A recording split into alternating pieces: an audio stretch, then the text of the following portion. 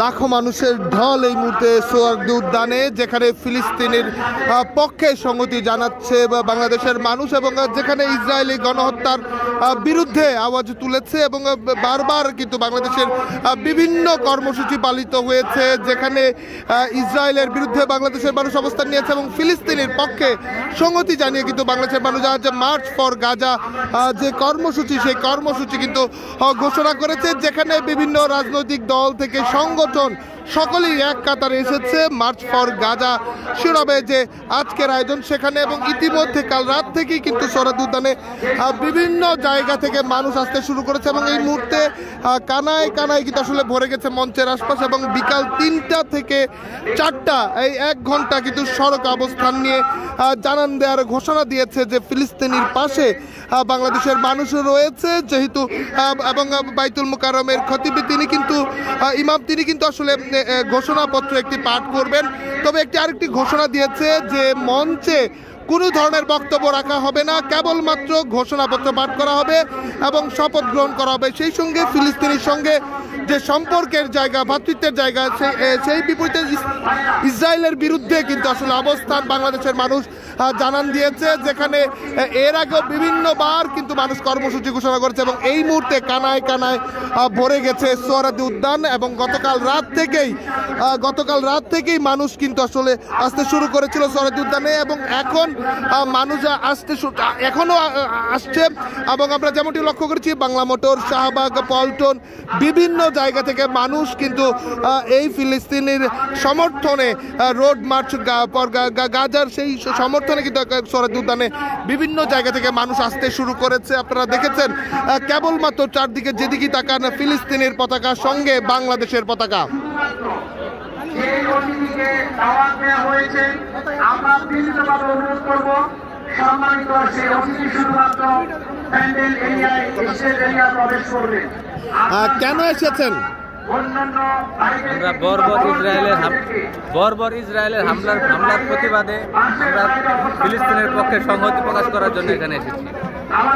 আর এখনো তো লক্ষ্য করেছেন যে বিভিন্ন রকম ভাবে জানানোর পরেও আমরা লক্ষ্য করেছি ফিলিস্তিনের উপরে যে এখনো সেই তাণ্ডব চলছে এবং এই প্রেক্ষাপটে মুসলিম যে দেশগুলো রয়েছে তাদের অবস্থান নিয়ে আসলে কি বলবেন? এটা তারা কেন নীরব আছে এটা তো আমরা বলতে পারতেছি না। কোন অদৃশ্য শক্তি তাদেরকে নীরব করে রাখছে আল্লাহ তাআলা ভালো জানেন। আমরা আল্লাহ তাআলার কাছে দোয়া করি আল্লাহ তাআলা যেন বিশ্বের মুসলিমদের মাথা প্রতিবাদ হয়ে উঠুক, প্রত্যেকটা মুসলিম রাষ্ট্র ইসরায়েলের বিরুদ্ধে প্রতিবাদ হয়ে উঠুক, এটাই আমরা চাই, আল্লাহর কাছে দোয়া করি। আর বাংলাদেশের মানুষ, আরেকজনের সঙ্গে কথা বলবো, বাংলাদেশের মানুষের যে সংহতি জানালো ফিলিস্তিনের প্রতি, এত মানুষ মুহূর্তে কয়েকদিনের ব্যবধানের আহ্বানে এসেছে, এটিকে আপনি কিভাবে দেখেন? আলহামদুলিল্লাহ, আমরা দেখতেছি যে 5ই আগস্টের পরে মানুষ স্বাধীনভাবে কথা বলার সেই পরিবেশ পেয়েছে। আর 5ই আগস্টের পরে মানুষ ইসলামের প্রতি যে একটা জোয়ার, এটা আমরা দেখে যাচ্ছি। আলহামদুলিল্লাহ, আশা করি যে এই পরবর্তীতেও ইসলামের একটি জোয়ারের মাধ্যমে বাংলাদেশ আরও সামনের দিকে এগিয়ে যাবে এবং ইসলামী শাসন কায়েম হবে, এটা আমরা আশাবাদ। ফিলিস্তিনের মানুষের সঙ্গে সংহতি জানিয়েছে বাংলাদেশের মানুষ এবং যার ফলশ্রুতিতে কানায় কানায় একদম ভরে গেছে। এই যে পরিবেশ দেখছেন, যেখানে মানুষ আসছে এবং সমর্থন জানাচ্ছে ফিলিস্তিনের প্রতি এবং হয়তো আরও মানুষ আসবে, এই যে জোয়ারটাকে আপনি কিভাবে দেখেন এবং কোনো বার্তা দিতে চান কিনা আপনারা? এটা অ্যাকচুয়ালি পুরা মুসলিম উম্মার জন্য একটি সুসংবাদ আমরা মনে করি। আমরা শেষ জামানার উম্মত, আমরা ইনশাল্লাহ এই যে একত্রিত হওয়া ইসলামের শক্তি, সামনে পুরো পৃথিবীতে ইসলামের শাসন ব্যবস্থা কায়েম হবে, আর সেটা ইনশাল্লাহ আমার বিশ্বাস আমাদের বাংলাদেশ থেকে শুরু হবে ইনশাল্লাহ। আপনারা শুনছিলেন যেখানে বলা হচ্ছে ফিলিস্তিনের পক্ষে সংহতি জানিয়ে কিন্তু বাংলাদেশের সকল প্রান্তের মানুষ আসলে ফিলিস্তিনের পক্ষে সংহতি জানিয়ে এবং ফিলিস্তিনিকে স্বাধীন ঘোষণা করার পাশাপাশি ইসরায়েলি যে আগ্রাসন তার প্রতিবাদে কিন্তু বাংলাদেশের মানুষ সোহরাওয়ার্দী উদ্যানে মার্চ ফর গাজা যে কর্মসূচি সেখানে এসে এবং চারদিকে যেমনটি দেখতে পাচ্ছেন কেবল ফিলিস্তিনের পতাকা, সঙ্গে বাংলাদেশের পতাকা, যে পতাকার বার্তা দিয়ে হয়তো বা বোঝাতে চাচ্ছে বা ফিলিস্তিনের পাশে রয়েছে বাংলাদেশের মানুষ।